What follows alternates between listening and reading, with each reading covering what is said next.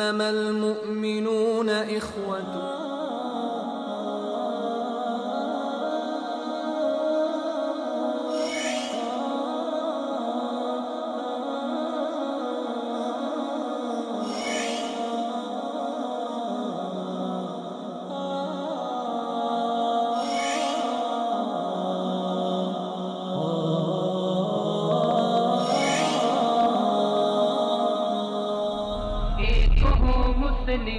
حرم کی پاسبانی کے لیے. السلام علیکم ورحمۃ اللہ وبرکاتہ. ناظرین، پروگرام ایک ہو مسلم کے ساتھ میں ہوں آپ کا میزبان عبداللہ علمزیب، اور میرے ساتھ حسب سابق ہوں گے میرے دوست تجزیہ نگار جناب جہان زیب منہاج صاحب. جہان زیب صاحب، بہت شکریہ، آپ تشریف لائے. ناظرین، آج کے پروگرام میں ہم بات کریں گے کچھ عالمی اور کچھ قومی مسائل کے حوالے سے، اور آخر میں ہم اپنے ناظرین کو اس سے ریلیٹڈ ایک میسج دیں گے کہ ایک ہوں مسلم حرم کی پاسبانی کے لیے. ہماری ان تمام باتوں کا یقیناً ایک خلاصہ ہوگا، اور اس کو پھر ہم آ کے اپنے موضوع کے ساتھ جوڑیں گے. سب سے پہلے ہم بات کرتے ہیں عالمی سطح پہ کچھ ایسے اہم امور جو زیر بحث تھے اس پچھلے ہفتے میں، بلکہ یہ حالیہ دنوں میں. ان میں سب سے زیادہ جو گردش کر رہی تھی خبر، وہ امریکن صدر ڈونلڈ ٹرمپ کا دورہ سعودی عرب، اور اس پہ عجیب و غریب تبصرے اور عجیب و غریب تجزیوں کا سامنے آنا. سوشل میڈیا پہ وہاں پہ سوشل میڈیا پہ لوگوں کا ایک یعنی اپنی اپنی رائے کا مختلف طریقوں سے اظہار، اور بس اوقات تو بات بے ادبی کی حد تک پہنچ گئی. جہان زیب صاحب سے پہلے ہم یہ جانتے ہیں، جہان زیب صاحب، یہ جو ڈونلڈ ٹرمپ آئے سعودی عرب، ان کے مقاصد کیا تھے، اغراض کیا تھے، اور اس پورے دورے کو آپ کس نظر سے دیکھ رہے ہیں؟ بسم اللہ الرحمن الرحیم. السلام علیکم ورحمۃ اللہ. سب سے پہلے تو آپ مبارکباد کے مستحق ہیں. ہم نے پروگرام شروع کیا تھا ایک مسلم، اور آج الحمدللہ وہ ہمارا ہم دونوں کا خواب تھا وہ کسی صورت پایا تکمیل تک جاتا ہوا نظر آ رہا ہے جی، کہ 55 اسلامی ممالک کے ایک پرچم کے تلے اکٹھے ہوئے. پھر آپ کا سوال تھا کہ جو ڈونلڈ ٹرمپ کا دورہ سعودی عربیہ تھا اس سے کیسے نظر سے. پہلے تو ہم اس کی دیکھتے ہیں کہ سفارتی، علاقائی اور انٹرنیشنل اس کی کیا ویلیو تھی، اور یہ اس حوالے سے کیسا تھا. سب سے پہلے جو ڈونلڈ ٹرمپ کا دورہ تھا، اس کی اہمیت، اس کے اغراض و مقاصد اگر ہم نے دیکھنے ہیں تو ہم نے یہ دیکھنا ہے کہ ڈونلڈ ٹرمپ بحیثیت امریکن پریزیڈنٹ وہ آتے ہیں. یہ کسی بھی تقریب کے لیے ایک اعزاز کی بات ہوتی ہے کہ آپ وہاں مہمان خصوصی کس کو بلاتے ہیں، ٹھیک ہے. اب یہ کہا جاتا ہے کہ کوئی بھی تقریب ہو رہی ہو تو اس کے روح رواں جو ہوتا ہے اس کا مہمان خصوصی ہوتا ہے. اگر آپ ایک درمیانے درجے کی کوئی تقریب منعقد کر رہے ہیں اور اس میں آپ نے ڈاکٹر عبدالقدیر کو، بس جیسے پاکستان میں کسی کتاب کی رونمائی ہے تو وہاں ڈاکٹر عبدالقدیر خان کو مہمان خصوصی بنا لیا جائے، تو یہ ہوگا کہ کتاب کی رونمائی پیچھے چلی جاتی ہے. جو مہمان خصوصی ہوگا ڈاکٹر عبدالقدیر خان، لوگوں کی ان سے محبت جو ہے وہ زیادہ نکھر کے سامنے آئے گی، لوگ ان سے پیار کا اظہار زیادہ کریں گے، ان کی ایک ویلیو، ان کا ایک نام ہے. اسی طرح 55 اسلامی ممالک کا اکٹھا ہونا ایک بہت بڑی بات ہے. اس میں امریکی صدر کا پہلی دفعہ امریکہ سے باہر کسی عرب ملک کا وزٹ کرنا، اور وہ سعودی عربیہ کو سلیکٹ کرنا، اور پھر وہاں 55 اسلامی ممالک سے دور سے ملاقات کرنا، اور پھر وہاں اس کی نمائندگی کرنا، اور پھر وہ ڈونلڈ ٹرمپ جس نے اپنی ساری تقریر، جس نے کمپین جو الیکشن کمپین تھی وہ اس بات پہ چلائی کہ مسلمان دہشت گرد ہیں، وہ ڈونلڈ ٹرمپ کل کھڑا ہو کے اسلام کی توجیہات بیان کر رہا تھا، وہ اسلام کی تعریف کر رہا تھا، وہ اسلام کے اغراض و مقاصد، ظاہر اس نے پڑھا ہوگا آنے سے پہلے، اسٹڈی کی ہوگی، اپنی اسپیچ تیار کی ہوگی. وہ ڈونلڈ ٹرمپ وہ بتا رہا تھا دنیا کو کہ اسلام ایک امن کا دین ہے. یہ سب سے بڑی فتح ہے سعودی حکومت کی، سعودی فرمانروا کی، سعودی بادشاہ کی، اور یہ ان کی یہ اس اجلاس سے پہلے یہ ان کی بہت بڑی فتح ہے. پھر دوسرا آپ کا سوال ہے کہ اغراض و مقاصد کیا تھے، کیا ان اغراض و مقاصد کو پا لیا گیا؟ اغراض و مقاصد اس میں یہ تھے کہ سعودی عربیہ چاہ رہا تھا کہ یہ دنیا کو ایک میسج جائے کہ جو اسلامی اتحاد بننے جا رہا ہے یہ کسی کے خلاف نہیں ہے، اور جس کے خلاف اگر کوئی سمجھتا ہے اپنے خلاف تو وہ بھی بڑے واضح طور پہ میسج چلا گیا کہ کس کے خلاف اگر ہو سکتا ہے تو ہر اس شخص کے خلاف، ہر اس حکومت کے خلاف، ہر اس تنظیم کے خلاف ہوگا جو دہشت گردی کرے گی۔ یہ دہشت گردی کے خلاف ایک اتحاد بنا ہے، اور اس کا مقصد یہ ہے کہ اسلامی ممالک میں سے دہشت گردی ختم کی جائے، جس کا سیریا، شام، لیبنان، فلسطین، عراق، یمن، سعودی عربیہ، بحرین، پاکستان، افغانستان کو سامنا ہے، وہ دہشت گردی ختم کی جائے، اور اس کے لیے یہ ایک بہت بہترین، بہت موضوع اتحاد بنا ہے۔ اور جو ٹرمپ کا آپ نے کہا کہ کچھ لوگوں نے اس کی مختلف اینگل سے اس کو لیا، تو وہ اس کو ہم سیریس نہیں لے سکتے۔ وہ اس طرح تھا کہ کوشش کی گئی کہ ہماری نوجوان نسل جو ہے آج کل زیادہ تر سوشل میڈیا کا سہارا لیتی ہے، اب نوجوان نسل کے ذہنوں میں وہ جو ٹاپک تھا نا اس کا، اسے ڈیلیٹ کر دیا گیا، یا اسے اس پس پردہ کرنے کی کوشش کی گئی ہے۔ یہ جو ہتھ کنڈے استعمال کیے گئے ہیں، کبھی دیکھا جا رہا ہے کہ ٹرمپ کی وائف کو آگے کیا جا رہا ہے، کبھی اس کی بیوی کو آگے کیا جا رہا ہے۔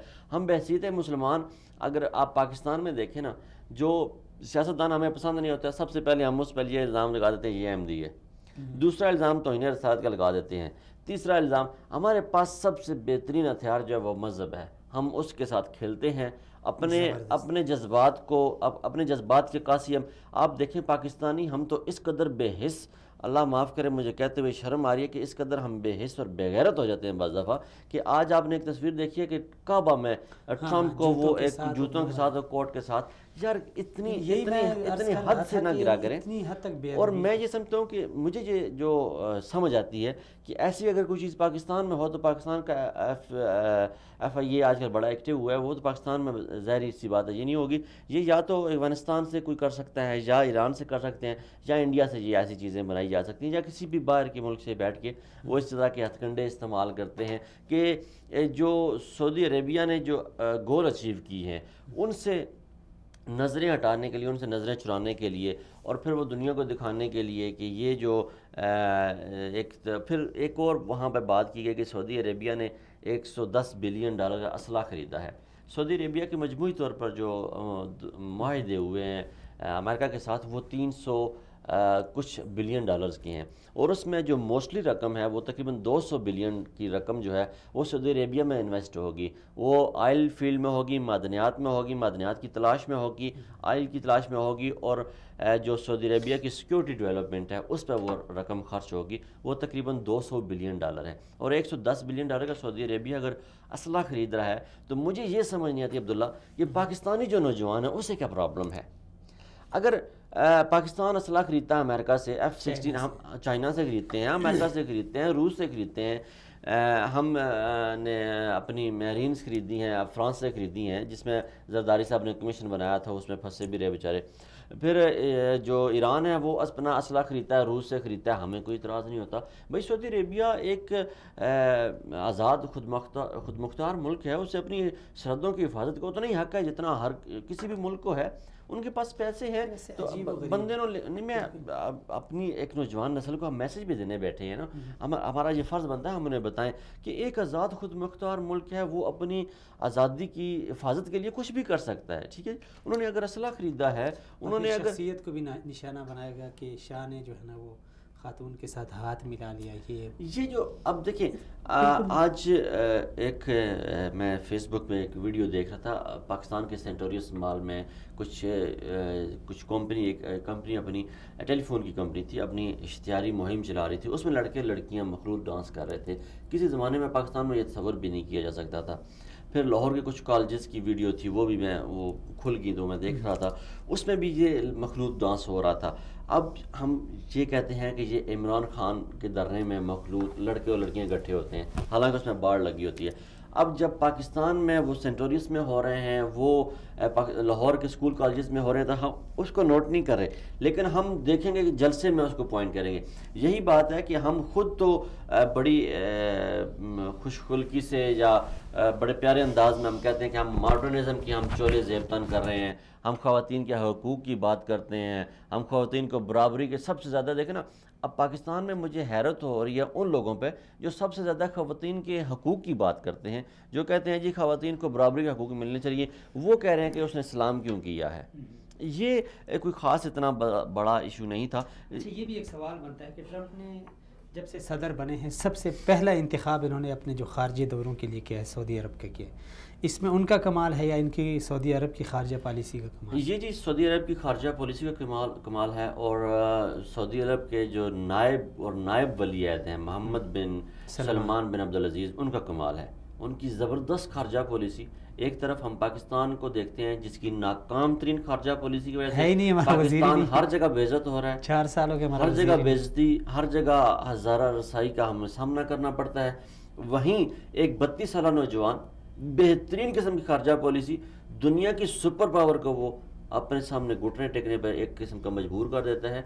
ٹرمپ جیسا سخت ترین موقف اسلام کے خلاف رکھنے والا شخص سب سے پہلا دورہ سعودی عربیہ کا کرتا ہے. ٹھیک ہے، اس کے بعد ٹرمپ کے دورے پہ آپ دیکھیں تو بڑا اس کا ایک معنی خیز اور دنیا کا بڑا میسج جا رہا ہے. اب ٹرمپ کے دورے سے یہ ہوا ہے کہ جو پاکستان نے خلا چھوڑا ہوا تھا بڑے عرصے سے مڈل ایسٹ اور ایشیا میں سربراہ بننے کا، اپنی چودراہٹ قائم کرنے کا اور اسلامی ممالک میں اپنی چودراہٹ قائم کرنے کا، وہ خلا سعودی عربیہ نے بحسن پورا کیا ہے. اور آپ دیکھیں 1972 میں اگر دیکھیں تو بھٹو لاہور میں سبمٹ کرواتے ہیں اسلامی سربراہ کانفرنس، اور اس کا اختتام ان الفاظ پہ ہوتا ہے کہ ایک دن انشاءاللہ ہم ہاتھوں میں ہاتھ ڈالے بیت المقدس میں داخل ہوں گے اور ہم نماز ادا کریں گے اسی طرح.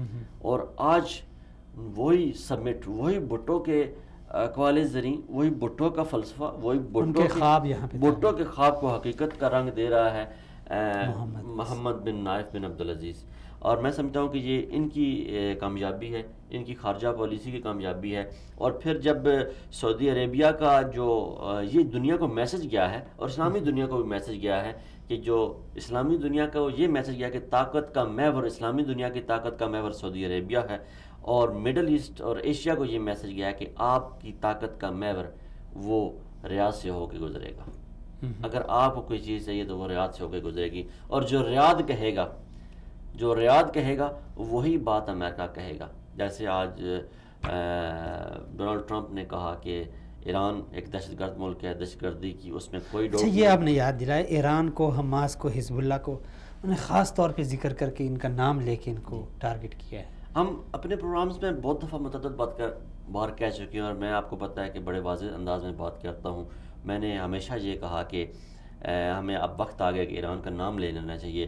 جب عراق، شام، لیبیا، یمن، سعودی عربیہ، بحرین، کویت، سوڈان، پاکستان، افغانستان، جب یہ مسلسل ایران سے ڈسے جا رہے تھے اور ہم صرف یہ کہتے تھے کہ ایک برادر اسلامی ملک کی طرف، ایک برادر اسلامی، اب میں چاہتا ہوں کہ وہ وقت آ گیا ہے کہ اب دنیا کہے کہ برادر کا نام چھوڑے اور ایران کا نام ڈائریکٹلی لیں ہم. اب پھر سوال ایک اور یہاں پہ بڑا اہم سوال پیدا ہوتا ہے کہ اب حزب اللہ کو امریکہ نے دہشت گرد تنظیم قرار دے دیا ہے. ٹھیک ہے جی، اب جب حزب اللہ کو دہشت گرد تنظیم قرار دے دیا گیا تو کیا ہمارا رویہ حزب اللہ کے ساتھ وہی ہوگا جو ہمارا ISS اور القاعدہ کے خلاف تھا؟ اب یہ پاکستان کے لیے بڑا ایک آزمائش کا مرحلہ ہوگا. یہ جو طالبان کے خلاف ہے، طالبان کے خلاف نہیں، اب یہ پاکستان کے لیے آزمائش کا مرحلہ اس طرح ہوگا کہ ایک طرف تو افغانستان ہمارا ایران کے ساتھ بارڈر لگتا ہے، دوسرا ہمارا برادر اسلامی ملک ہے جو ہمیشہ کلبوشن یادیں جیسے تحفے ہمیں دیتا رہتا ہے. اب جب ہم ایک طرف تو اسلامی اتحاد کے حصہ بن گئے ہیں، دوسرا رحیل شریف اس کی سربراہی کر رہے ہیں، اور تیسرا ہم اسلامی دنیا کی واحد ایٹمی پاور بھی ہیں، چوتھا ہمارے ساتھ بارڈر ایران کا لگتا ہے، پانچواں ایران کو دہشت گرد ڈکلیئر کر دیا گیا ہے، چھٹا جو ہے حزب اللہ جو پوری دنیا میں ایران جس کو سپورٹ کرتا ہے وہ بھی دہشت گرد تنظیم بن گئی ہے. تو پاکستان اب اس کو کیسے ڈیل کرے گا؟ پاکستان کے لیے ایک کڑا امتحان ہے. یا تو پاکستان کہے کہ آپ ٹیررسٹ ہیں، یا پاکستان کہے کہ آپ ہمارے برادر اسلامی ملک ہیں. دونوں میں سے پاکستان کے پاس آپ کا کیا نظریہ، کیا خیال ہے کہ پاکستان کیا کرے گا یا اسے کیا کرنا چاہیے؟ عبداللہ، زمینی حقائق ہیں، زمینی حقائق تو یہ ہیں کہ ہم نے یہ اپنے پروگرام کے آخری مرحلے میں ڈیل کرنا تھا اس بات کو، لیکن اب پہلے ہی کر لیتے ہیں کہ آپ نے دیکھا کہ جو سب سے ہمارے لیے دکھ کا مرحلہ جو تھا، ہمارے وزیر اعظم کی یہاں پہ آمد تھی، اور اس کے بعد جو ہمارے وزیر اعظم کے ساتھ جو کچھ ہوا وہ دنیا نے دیکھا. CNN، BBC، عرب میڈیا، پاکستانی میڈیا، ہر کسی نے اس کو ڈسکس کیا. وہ جو کچھ بھی ہو رہا تھا وہ ایک اسلامی ایٹمی ملک کی توہین ہو رہی تھی اور سر عام ہو رہی تھی، اور ڈنکے کی چوٹ پہ ہو رہی تھی، یہ بتانے کے لیے توہین ہو رہی تھی کہ رحیل شریف آج اگر یہاں بیٹھا ہوا ہے تو یہ اپنی ذاتی کافیوں سے بیٹھا ہوا ہے۔ مسٹر میاں محمد نواز شریف صاحب، اگر آپ اسے باعزت طریقے سے ہمیں دے دیتے تو آج ہم آپ کو وہ پروٹوکول دیتے جو تیسرا ہاتھ اس افتتاحی مشین پہ سی سی کا نہ ہوتا، وہاں میاں محمد نواز شریف کا ہوتا، اور میاں محمد نواز شریف فوٹو سیشن میں سوڈان اور بنگلہ دیش کے وزیر اعظم اور صدر کے بعد نہ کھڑے ہوتے، کنگ سلیمان کے ساتھ کھڑے ہوتے، ٹھیک ہے جی، کیونکہ ہماری جگہ ہی وہاں ہی بنتی تھی۔ اور پھر اپنے میں بھی کوئی گٹس ہونے چاہیے بندے میں۔ میاں صاحب جو ہیں کہ عمر کے اس حصے میں ہیں کہ جہاں وہ آرام پسند ہو گئے ہیں، جہاں وہ آرام کرنا چاہتے ہیں۔ وہ ایک لطیفہ پاکستان کے بارے میں مشہور ہے، ایک انگریز آیا پاکستان تو صبح صبح کہیں باہر نکلا لاہور کی سڑکوں پہ تو دیکھا ریڑھی لگی ہوئی تھی، اور ریڑھی کے والے کے پاس گیا تو اس سے پوچھا کہ کیا، وہ ریڑھی والا مفت لسی دے رہا تھا، اس نے لسی دی، اسے اچھی لگی، اس نے ایک اور گلاس پی لیا، تو وہ آپ کو پتہ ہمیں مہمان تو بہت ہے، اس نے ایک اور گلاس دے دیا، وہ واپس اپنے کمرے میں پہنچا، پھر سو گیا۔ شام 5 بجے اٹھا، واپس گیا، وہاں دوستوں نے پوچھا تو نے پاکستان میں کیا دیکھا ہے؟ کہتا ہے یار یہ قوم تو ترقی کر ہی نہیں سکتی، صبح صبح وائٹ وائن پیتے ہیں، شام 5 بجے تک سوئے رہتے ہیں، پھر شام 5 بجے اٹھتے ہیں، کھا پی کے پھر سو جاتے ہیں۔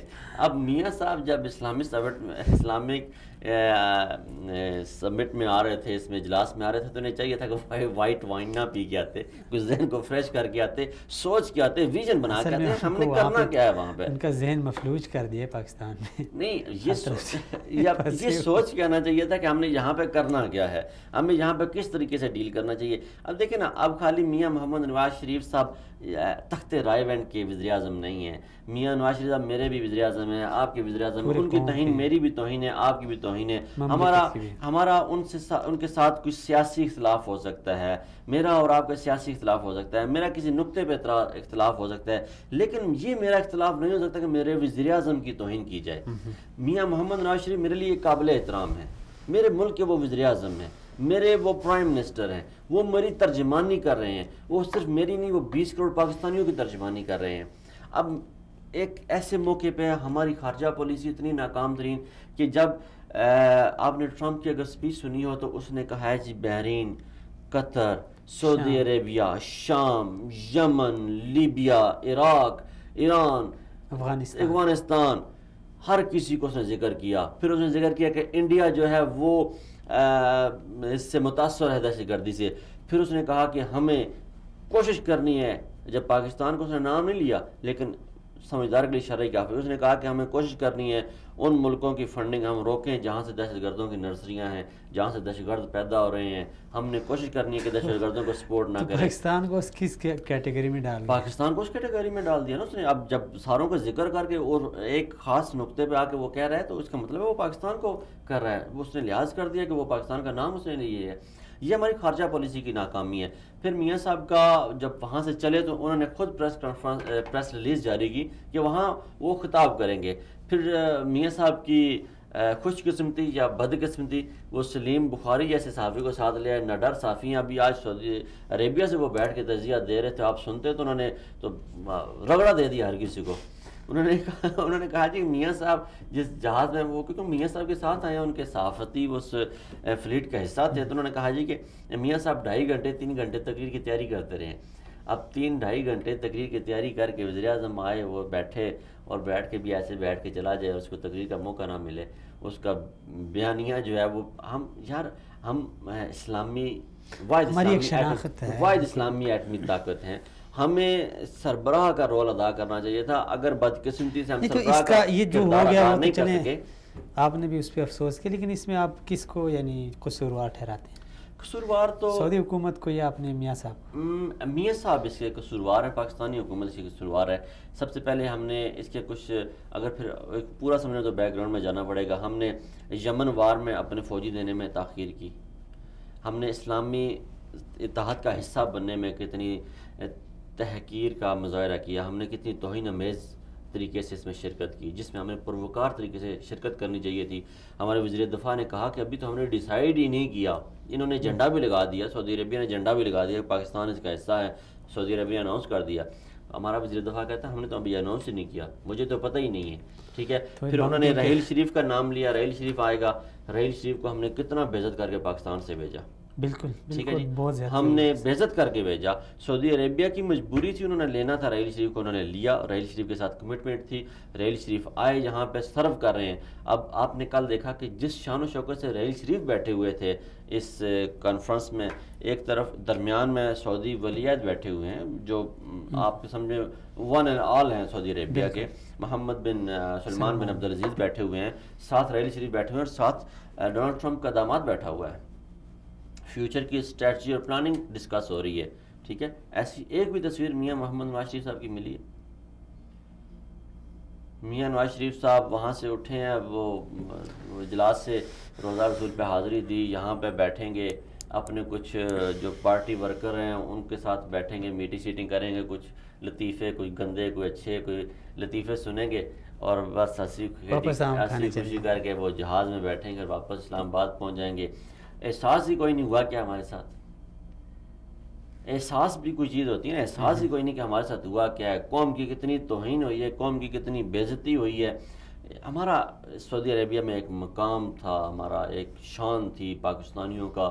وہاں پر سعودی عربیہ میں ہمارے 20 لاکھ پاکستانی آباد ہیں، ان کا ہم نے خیال کرنا ہے، ہم نے ان کی آواز بننا ہے. جب وزیر اعظم پاکستان کے ساتھ ایسا سلوک کیا جائے گا تو وہاں پہ بسنے والے پاکستانیوں کے ساتھ بھی تو اسی سلوک کی توقع کی جا سکتی ہے نا. چلیں آخر میں اس دورے کے ساتھ سوشل میڈیا پہ بڑا ایک طوفانی بدتمیزی برپا تھا، جس طرح آپ نے بھی ذکر کیا کہ خانہ کعبہ کو بھی معاف نہیں کیا گیا، حتیٰ کہ ائمہ حرمین کو یعنی ان کی وہ تصویریں یعنی بگاڑ کے پتہ نہیں کیا کچھ کیا گیا. خیر وہ تو ایک سوچی سمجھی سازش تھی. ہمارے نوجوان اگر دیکھیں تو ہماری مملکت میں بہت سارے مسائل ہیں، ان سب کو چھوڑ کے اس طرف ان کو یہ خود لگ گئی یا کسی سازش کے تحت ان کو لگا دیا گیا؟ دیکھیں نا، میں نے آگے بھی کہا کہ آپ کو سوال کا جواب میں نے شروع میں ایسے دیا تھا کہ یہ جو سعودی اس سمٹ سے جو سعودی عربیہ نے حاصل کیا ہے، جو نقطہ نظر سے، وہ ہمیں بحیثیت قوم ہمیں پاکستانی کیا دیکھنا چاہیے تھا. ٹرمپ آئے، انہوں نے کہا کیا سمٹ میں، سعودی اس اجلاس میں، کانفرنس میں حاصل کیا کیا گیا، اغراض و مقاصد کیا تھے اور اس میں سے حاصل کیا ہوا، کتنے ممالک کو سعودی عربیہ نے مدعو کیا اور کتنے ممالک آئے. کوئی ایسا ملک آیا تھا کہ جس کو سعودی عربیہ نے مدعو کیا اور وہ نہ آیا ہو؟ نہیں، ایسا کوئی نہیں تھا. 55 اسلامک ممالک وہاں پہ موجود تھے. ٹوٹل کتنے ہیں؟ 58 ہے، 58 55 اسلامی ممالک وہاں بیٹھے ہوئے تھے. وہاں پہ سعودی عربیہ کے ساتھ پاکستان بھی کھڑا تھا، یمن بھی کھڑا تھا، عراق بھی کھڑا تھا، کویت بھی کھڑا تھا، بحرین بھی تھا، قطر بھی تھا، افغانستان بھی تھا، ملیشیا، انڈونیشیا، تیونس، جتنے مصر، ترکی، ان کی اپنی فوجیں ہیں، بڑی بڑی فوجیں ہیں، یہ بھی موجود تھے. ترکی وہ ہے جس کی اپنی نیٹو ہے، نیٹو میں اس کے جنرل جو ہیں وہ اس کے.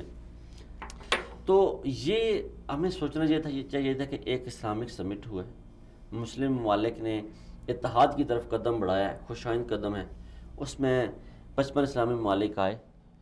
ٹرمپ جو اسلام مخالف تقریریں کرنے والا تھا وہ اسلام کی توجیہات پیش کر رہا ہے، وہ اسلام کی تعریفیں کر رہا ہے.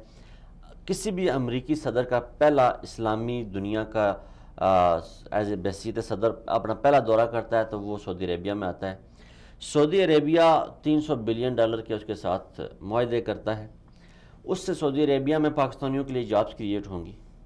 اس میں مذہبی رنگ کیوں دیا گیا؟ سارا مذہبی رنگ اس لیے دیا جاتا ہے کہ ہم مذہب کے ساتھ کھلواڑ کرنے والے لوگ ہیں. بحیثیت قوم، بحیثیت انسان، بحیثیت مسلمان، ہمارے اندر کوٹ کے منافقت بھری ہوئی ہے. ہم منافقت کرتے ہیں. ہمیں پتہ ہے کہ مذہب ایک ایسا نازک ایشو ہے جس کو ہم ایکسپلور کریں گے تو لوگوں میں نفرت بڑھے گی. اس میں دیکھیں آپ مذہبی طور پہ پاکستان کو 2 بلاکس میں تقسیم کر دیا گیا. اب واضح طور پہ جو شیعہ بلاکس ہے پاکستان کا، وہ تو اپنے آپ کو یہ سمجھتے نہیں کہ وہ ہے پاکستانی، وہ جسٹ یہ سمجھتے ہیں کہ ہم شیعہ ہیں. ٹھیک ہے. یہ جو ایک کنسیپٹ ہے نا، یہ جو ایک تصور ہے، یہ ہمیں اب جو سنی بلاک ہے وہ چاہتا ہے کہ ہم سعودی عربیہ کی تعریفیں کریں. ہمارے سامنے کوئی سعودی عربیہ کہ بھائی دو آزاد ملک ہیں، ایران اور سعودی عربیہ، ان کی اپنی اپنی پالیسی ہے. یہ پاکستانیوں کو سوچنا ہونا چاہیے کہ جب بھی ہم بات کریں تو کم از کم پاکستانی رہیں. سب سے پہلے ہم پاکستانی رہیں، پھر ہم سعودی عربیہ اور ایران کو اگر تحفظ کی بات کرتے ہیں ہم ان کی بات کرتے ہیں. پھر تیسرا جب ہم بات کر رہے ہوتے ہیں تو اس میں ہمارے مذہب کو، ہم اپنے مذہب کو، اپنی شناخت کو ٹارگٹ نہ کریں. اگر ہم مکہ اور مدینہ کے تقدس کی بھی حفاظت نہیں کر سکے، ہم اس حد تک منافقت میں گزر جاتے ہیں، تو پھر ہمارے لیے شرم کا مقام ہے، ڈوب مرنے کا مقام ہے. پھر اس میں ایک اور جو تھا کہ جو طاقت کا محور تھا نا جی مڈل ایسٹ کا، وہ اب بالکل واضح اشارہ گیا ہے پوری دنیا کے لیے کہ وہ چینج ہونے جا رہا ہے. وہ طاقت کا محور جو بکھرا ہوا تھا مڈل ایسٹ کا، کوئی سوچتا تھا سعودی عربیہ کے پاس ہے، کوئی سوچتا تھا ایران کے پاس ہے، کوئی مصر کو دیکھتا ہے، کوئی پاکستان کو دیکھتا تھا. اب مڈل ایسٹ اور مڈل ایشیا کی جو طاقت کا محور ہے وہ اب کسی کو شک نہیں ہونا چاہیے کہ وہ سعودی عربیہ ہے. جو سعودی عربیہ نے سینٹر قائم کیا ہے سعودی عربیہ میں بسنے والے لاکھوں پاکستانیوں کے لیے بھی یہ میرا میسج ہے. آپ اس کو لازمی اس کا پیس بنا کے اسے سوشل میڈیا پہ وائرل کیجیے گا کہ سعودی عربیہ میں بسنے والے جو پاکستانی ہیں ان کے لیے بڑی ایک خوشائن بات ہے. اور کسی بھی ملک کے لیے میں ہمیشہ سے اس کی تعریف کرتا ہوں، اور میں پھر ایک دفعہ داد دینے پہ مجبور ہوں پرنس محمد بن نائف اور پرنس محمد بن سلیمان کو کہ انہوں نے یہ کام کارنامہ کیا. 2 سال کی محنت میں اور اربوں ڈالر انہوں نے اس پہ صرف کیے. یہ وہ صرف نہ صرف مڈل ایسٹ، نہ صرف وہ مڈل ایسٹ بلکہ پوری دنیا، اور اسپیشلی ریاض سعودی عربیہ اور سعودی عربیہ کے انڈر جتنے لوگ آتے ہیں، ہر واٹس ایپ، ہر فیس بک پیج، ہر پرسنل چیٹ یہ مانیٹر ہوتی ہے، اس کو دیکھا جاتا ہے. جس میں آپ کوئی ایسی بات کرتے ہیں کہ سعودی عربیہ یا دہشت گردی سے ریلیٹڈ، یا آپ مزاح میں بھی بات کرتے ہیں، تو کوشش کریں، کیونکہ زمانہ بڑا ہم کوئی ہر شخص کوئی دہشت گرد تو نہیں ہوتا نا، اللہ معاف کرے، ہم نازک صورتحال سے گزر رہے ہیں. دنیا کو دہشت گردی کا سامنا ہے، شک کی بنیاد پہ بھی بندہ پکڑا جا سکتا ہے، اندر جا سکتے ہیں، اسے گھنٹہ 1.5 گھنٹہ کی تفتیش کا سامنا کرنا پڑ سکتا ہے. تو اوائڈ کریں، صرف ان معاملات پہ آپ زندگی کو انجوائے کریں، دینی مسائل پہ بات کریں، آپ اپنے پاکستان پہ بات کریں، آپ ایسے مسائل پہ بات کریں جو آپ کی ذات سے ریلیٹڈ ہیں، جو آپ کے وطن عزیز سے ریلیٹڈ ہے، جو پاکستان سے ریلیٹڈ ہمارے معاملات نہیں ہیں. ناظرین، میرے دوستوں، میرے بھائیوں، جو ہمارے اپنی ذات سے ریلیٹڈ معاملات ہیں ان پہ ڈسکس کریں. جو ہماری ذات سے ریلیٹڈ نہیں ہیں، جو ہمارے ملک سے ریلیٹڈ نہیں ہیں، ہمارے وطن سے ریلیٹڈ نہیں ہیں، خدا را ان کو چھوڑیں، تاکہ ان پہ ہم مزید کسی آپ خود نہ کسی پریشانی کا سامنا کریں اور کسی مسائل میں نہ پڑیں. اس کے بعد آخری ہمارا جو ویژن 2030 کو بھی ہم تھوڑا سا ڈسکس کر لیتے ہیں، کیونکہ ڈونلڈ ٹرمپ خود ایک بزنس مین ہے. اس نے سعودی عربیہ کے ویژن 2030 کو بڑا اپریشیٹ کیا ہے، اور یہ جو معاہدے انہوں نے کیے ہیں سعودی عربیہ میں بیٹھ کے $300 بلین کے، اس میں ظاہری سی بات ہے کہ لازمی افیکٹ پڑے گا.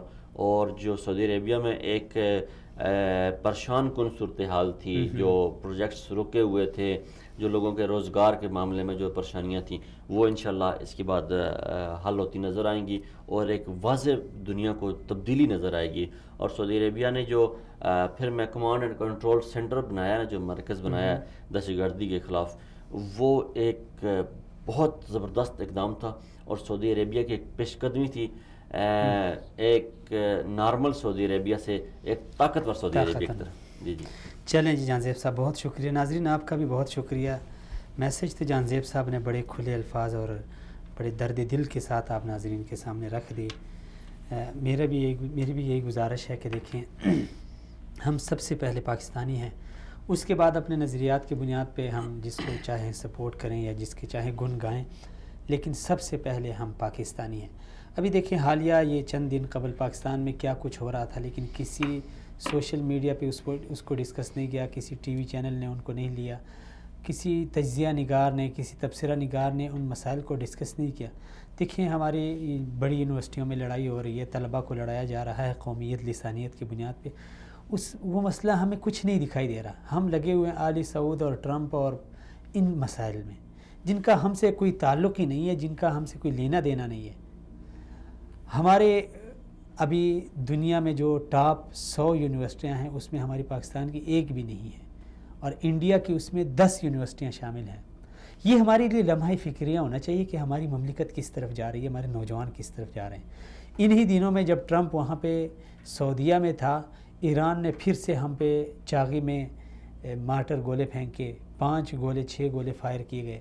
ہماری سرحدیں محفوظ نہیں ہیں، مغربی سرحد آپ دیکھیں، مشرقی سرحد دیکھیں، ایک چائنا کے ساتھ ایک مختصر سی سرحد ہماری کچھ ٹھنڈی ہے، باقی ہر جگہ فوج متحرک ہے، اندرونی اتنے مسائل ہیں، مذہبی تفریق ہے، لسانی تفریق ہے، صوبائی تفریق ہے، تعلیمی اداروں کی یہی حالت ہے، سیاسی پارٹیوں کی یہی حالت ہے، سیاسی جو لیڈر ہیں ان کی یہی حالت ہے، کوئی چوری میں پھنسا ہوا ہے، اور یعنی مملکت کی ایک بکھری ہوئی صورتحال۔ اس میں ہمیں چاہیے یہ تھا کہ من حیث القوم ہم شیعہ سنی دیوبندی اہل حدیث کی تفریق ختم کر کے ایک پاکستانی بن کے اپنے ایک ان مسائل کے اوپر توجہ دیتے، ان کو حل کرنے کے لیے کوشش کرتے، ان کو حل کرنے کے لیے اپنے تجزیے پیش کرتے، تبصرے پیش کرتے، اپنی آراء پیش کرتے۔ لیکن افسوس کہ ہم عجیب ہیں، مسائل کس کے ہوتے ہیں اور لڑتے اس کے لیے ہم آپس میں ہیں۔ مسئلہ ایران کا ہوتا ہے، لڑتے ہم اس کے لیے آپس میں ہیں۔ اس سے بڑی بات یہ نا عبداللہ کہ جب بھی بات کی جائے نا ایسے مسائل کی تو یہ مشورہ دیا جاتا ہے جی کہ ہم نے افغان جنگ جو تھی اس کو ہم اس کا ایندھن بنے تو ہم نے اپنے آپ کو جلا لیا۔ بھائی افغان جنگ سے سبق نہیں سیکھا؟ جو لوگ وہ بات کر رہے ہوتے ہیں کہ ہم نے ضیاء الحق نے غلطی کی تھی افغان جنگ میں جون کے مسلمانوں پاکستانیوں کو، وہی لوگ وہ اب خود اس بات کا ایندھن بننے کے لیے تیار ہیں، اور انہیں وہ 30,000 جو نوجوان ہمارے شیعہ مسئلے کے نوجوان جو شام اور عراق میں لڑ کے شہید ہو گئے، مر گئے، ان کے بارے میں وہ آواز بلند نہیں کرتے۔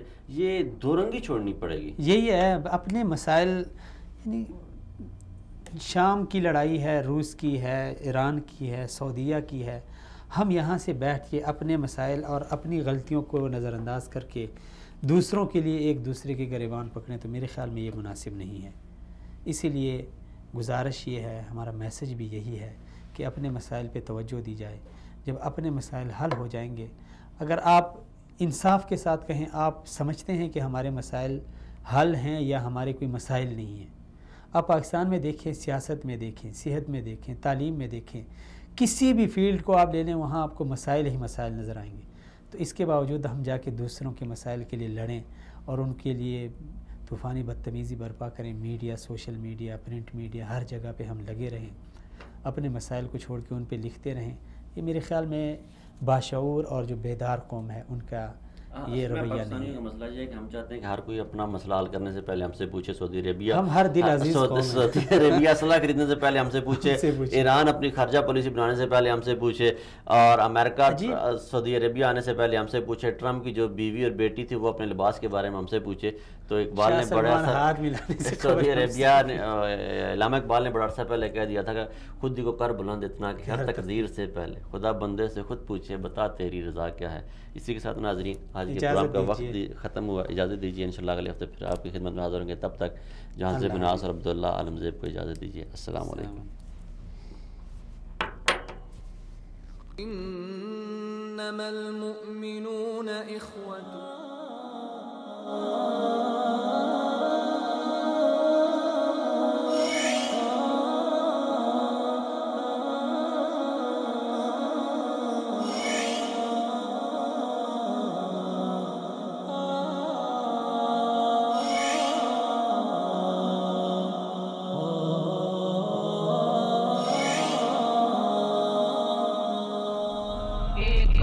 مسلم حرم کی پاسبانی